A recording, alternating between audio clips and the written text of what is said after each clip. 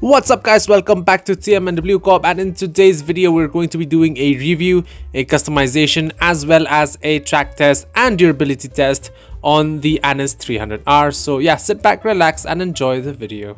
And now that we are at the auto shop, let's get on ahead with the customization of the Anis 300R. And first off, let's go up with the armor at 100% because why not?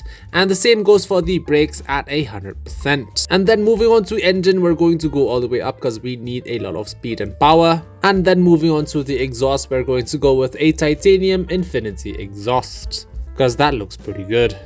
And now onto the lights, and for the lights we're going to leave it as is, except for the Neo we're going to go for the front, sides and back. And now onto respray, and we're going to go with a bright green color because it really suits the car, and also because I don't really use green all that often, so let's go with it now. For trim color we're going to go with a straw brown in order to match the green. And for the roofs we're going to go with a secondary inset roof kit. And for the respray for secondary color we're going to go with a matte black. And for the skirts, we're going to go with a secondary carbon skirt. And now on to the spoilers. We have a lot of options, but I think we're going to go with a secondary tuner wing because that looks the best. And for the suspension, we're going to go with a race suspension because that honestly looks pretty dope. And for transmission, we're going to go all the way up because speed and power. And the same goes for the turbo. We're going to get one because we need a lot of speed and power. And now on to the wheels, and for the wheels we're going to go for the Cheetah Carbon R because they honestly just suit this car too well.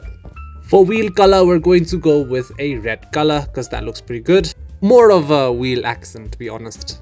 And for tire enhancements we're obviously going to get the bulletproof tires. And now on to the tints, we're going to go with the limo tints because they look pretty good. And now on to the front bumpers, we're going to go with a primary carbon splitter because it looks the cleanest out of all of them. And for the hoods, we're going to take the carbon stream vent hood because it honestly just suits the car pretty well and looks pretty dope.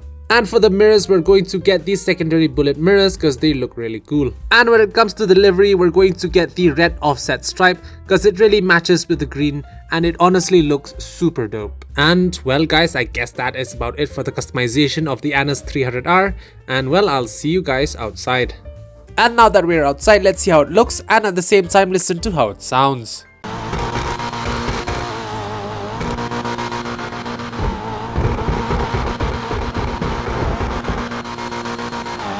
And now moving on to the performance review of the Anis 300R, and starting off with the acceleration. And when it comes to acceleration, the Anis 300R is actually pretty average, pretty decent, not bad, not great, but all in all pretty good car when it comes to acceleration. And moving on to handling, well, the same goes for handling. It is slightly above average, but nothing too crazy, and at the same time nothing too bad. I'd say a pretty good car when it comes to handling, and yeah, that is about it when it comes to the handling.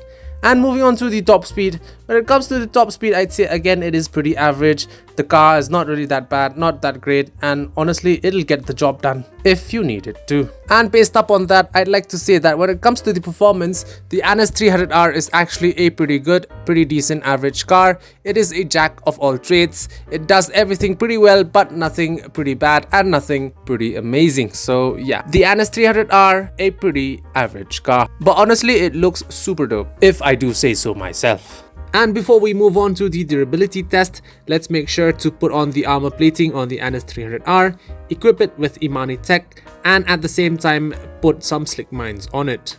And now on to the durability test, and when it comes to the durability of the Anis 300R, it is able to withstand 2 RPGs and 5 homing missiles. Okay, so basically what slick mines do is when you press the E button, it'll drop down a few mines, so whoever is following you, and if they do happen to drive over those mines, they'll just spin out of control and they won't be able to control their car for maybe a few seconds or something like that. And honestly, slick mines are pretty useful. I'll do a bit of a demonstration right here just for you guys to see how it actually works.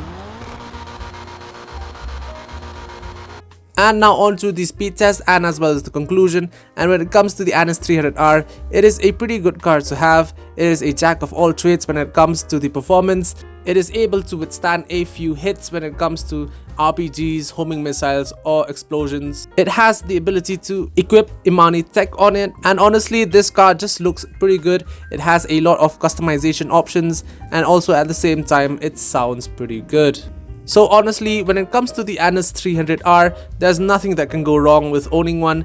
It is a pretty good car to have, but the only downside is that it is a pretty expensive car at $2 million, and honestly I would have expected a bit more from it. So yeah, that is I guess it for the conclusion of the Anis 300R. And well guys, I guess that is about it for the video. I hope you liked the video. Do subscribe, do like and leave a comment down in the comment section. And yeah, I guess that's it. TM and W Corp signing out.